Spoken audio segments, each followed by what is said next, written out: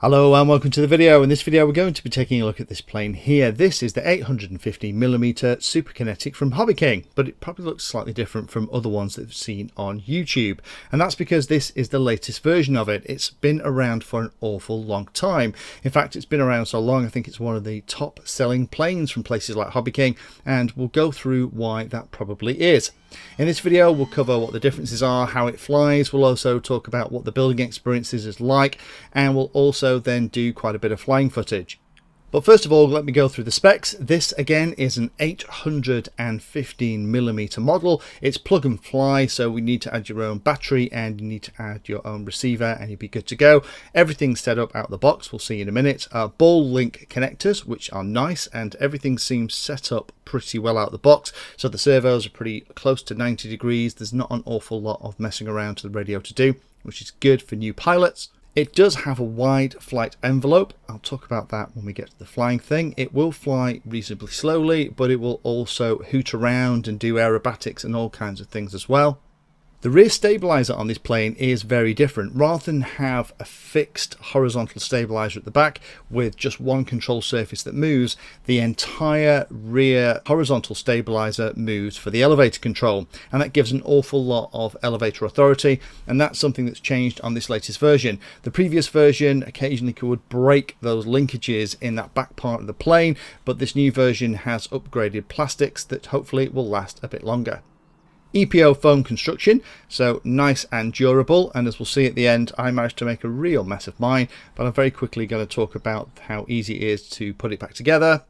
Folding prop and spinner, so if you want to, you can kind of turn the power off and glide about if that's what your heart desires, and some other cute features as well that we'll get into when we start building this thing out. So here is the box, very small box, so luckily the shipping is probably going to be a little bit less than some of the planes that you might be ordering from Hobby King, and it comes in only a handful of pieces. So the main wing is all ready to go on the top, then we have the body itself. The front part looks like where the battery is going to go, but it doesn't. That is where you're going to pop your receiver. Loads and loads of room in there, and on the belly you have the battery hatch, and everything's ready to go. And there's that new plastic arrangement on the back for the horizontal stabilizer. Now that comes in two parts that you just slide through and it clicks all together. So there's no glue needed at all to build this thing. And the battery I'm going to use with this is going to be a little 850 milliamp hour 3S pack that's perfect for this, and stuck into the belly provides spot on center of gravity with the manual. So let's talk about what it's like to build. Well, this isn't going to be a very long segment at all because it really takes all of about 5 minutes. The longest time is just making sure that all your throws and everything right on the radio.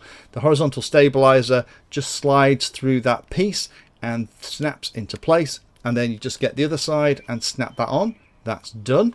I do like these nice decals. I'm a fan of orange on planes, so I'm very pleased to see it here. Then we're going to have to undo this little rotating tab at the front, feed the aileron Y cable through, and then put the wing into place. It's held in place at the back by a little tab, and then you push the front part of it down and rotate that connector to lock it into place. So you could actually transport this without too much trouble in pieces and put it together at the field, although because it's an 1850mm wing, it isn't particularly big, and you can kind of keep it in the boot of your car all in one piece, and then that makes it, if you get to a quiet place, you can kind of drag it out and have a quick hoot about. You're going to need a 6-channel receiver. Actually, you're going to need a 4-channel because that's all you really need, but I've done something a little bit odd here. I've modified mine and split the aileron Y cable so that I can manage the ailerons independently, and that allows me to do things like spoilerons and flapperons as well. But by default you just get these 4 cables, all beautifully labelled up as all the Hobby King models do at the moment. I really like that. It gets rid of an awful lot of the confusion, and all you do is you just plug them into the relevant inputs on your receiver and smack everything in the front of the bay. Now, although it looks like the battery might go in here, it's actually not designed for the battery, so don't get fooled. Put the battery in the belly. So now it's all together, then just double check that all the control surfaces are working properly and reverse any that aren't, And once that is all done, quick high five check. I've left all of the throws at 100% on the radio, and I've only put a healthy amount of expo, about 30% on the aileron and elevator, and about 20% on the rudder. And now we're ready to fly. So let's go out to the field and see what it's like. This is a video of my very first maiden flight. So I hadn't actually flown it before. This is me just having a quick test. Now, one of the things that people talk about is the fact that this plane can't go slowly. And that's actually not completely true. If you put the plane at about 15-20% throttle, it'll pootle around all the time. But if you try and glide it in, something like a Bixler or an EasyO 1500, one of those lovely long thin glider style planes, which is this kind of mini version of, those things will float forever. In fact, one of my friends who's just got a Bixler 2 described it in one word, floaty, and that's exactly what it is. But hopefully you can see in this video that actually it flies beautifully really slowly. The only problem comes if you try and go too slow, and what I'll do in a second, I'll actually bring it right over the ground. I'll do it nice and low so I don't have a problem, and I'll go as slow as I possibly can, and then what you'll notice is one of the tips of the wings will stall and it'll go in. There it is, just gone in. So let me throw it again and let me kind of take it off the hook a little bit, give it a few more beans and do some aerobatics. It will fly all day at 25-30% throttle, but it's a very capable aircraft. If you leave those throws at 100%, it'll do snap rolls, loops, Cubanesses, all kinds of wacky stuff that you wouldn't expect from such a small plane. And I really like that new decal scheme. Those decals seem to be very well fitted indeed. It's also very quiet. I'd recommend that you balance the prop, but once you are flying around, as soon as you get any kind of distance away from you at all, it is completely silent. And that's great for those places where you want to have a little park flyer where you can fly without upsetting any of the neighbours. So let's talk about the things that I like about this plane. I like the looks and I like the price. It's not a lot of money for a little plane that's this capable. And because it's not a lot of money, if you do smash it into the ground, then it's not a complete heartache. Now, I did, unfortunately, smash mine into the ground and split the nose open. And I know an awful lot of pilots put their heads in their hands at this point and start ordering spares from Hobby King. The really nice part is that there are lots of spares available for this plane, but don't always reach for the tablet and start ordering stuff. If you get some hot glue, this is exactly the same. This kind of foam goes together beautifully with hot glue, and within 5 or 6 minutes you can have the plane back together and back in the air. So this one has been through the ringer a little bit. Unfortunately, that was due to me doing a loop and not pulling out anywhere near close enough to the ground, so that was kind of my fault, but hopefully that shows how easy it is to repair. I do like the portability. I like the fact that the wings snap off. You don't need any glue, so if you really wanted to, you can kind of put it in a backpack with the tail feathers probably sticking out the top, and the folding props help with landing. The battery bay in the belly of the craft is a really nice idea, because if you wanted to put a larger battery in, then it gives you more room, because that battery bay is right underneath the centre of gravity, so you can move it around and make sure it's spot on.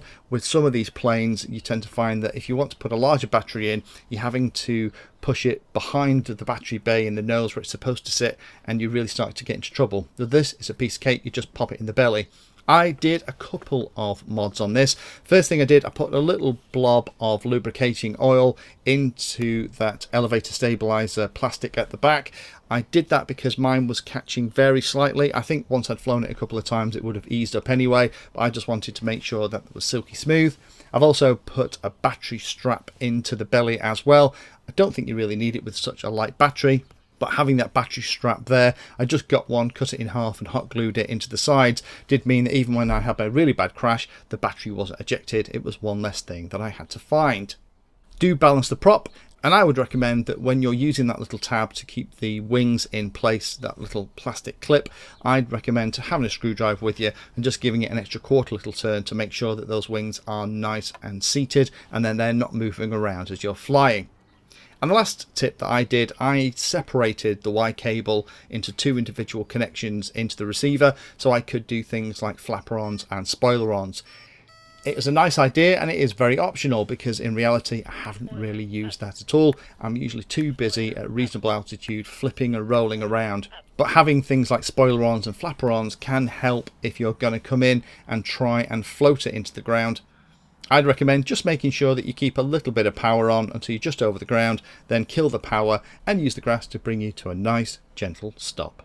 So for me, this is a perfect little park flyer, and if you are looking for something that's nice and flighty but also a lot of fun and easy to transport that isn't going to cost a fortune, this is a great option. Is it a plane I recommend for first timers?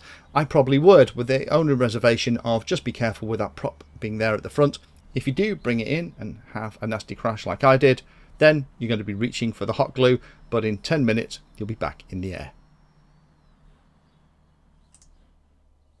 If you found that video useful or like the content, then please hit the like and subscribe button down below. If you want to go the extra step, you can become a Patreon of the Painless 360 channel and help provide support for what I do here. All the videos created here are put into playlists, so if you're interested in a particular topic, have a look at the playlist, and they all are organised in there to make them easier to use.